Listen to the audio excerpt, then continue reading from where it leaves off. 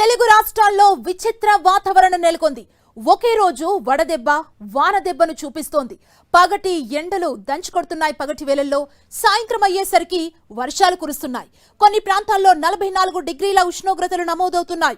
మరికొన్ని ప్రాంతాల్లో వడగళ్ల వానలు కురుస్తున్నాయి. మరో 3 రోజులు ఇదే పరిస్థితి ఉంటుందని వాతావరణ శాఖ అధికారులు హెచ్చరిస్తున్నారు. ఎండల తీవ్రత పెరగటంతో పాటు వర్షాలు కురిసే అవకాశం ఉందని అధికారులు చెబుతున్నారు. అలాగే శ్రీకాకుళం, విజయనగరం, మన్యం, కర్నూలు, నంద్యాల, అనంతపురం జిల్లాల్లో కూడా అక్కడక్కడ తేలికపాటి వర్షాలు కురిసే అవకాశం ఉందన్నారు. ఇవాళ, రేపు, ఎల్లుండి రాష్ట్రంలో కొన్ని జిల్లాల్లో ఉరుములు, మెరుపులతో పాటు ఈదురుగాలులతో కూడిన వర్షాలు అక్కడక్కడా కురిసే అవకాశం ఉంది. ఆదిలాబాద్ జిల్లాలో వాతావరణం ఒక్కసారిగా మారిపోయింది. తెల్లవారుజాము నుంచి ఉరుములు, మెరుపులు, ఈదురుగాలులతో వర్షం కురిసింది.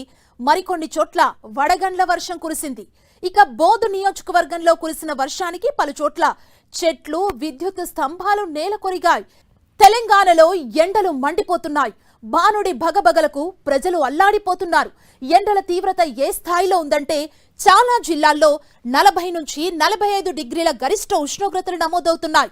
మంచిర్యాల ప్రపంచంలోని అత్యంత వేడి నగరాల్లో ఒకటిగా నిలిచిందంటే ఇక్కడ ఎండల తీవ్రత ఎలా ఉందో అర్థం చేసుకోవచ్చు.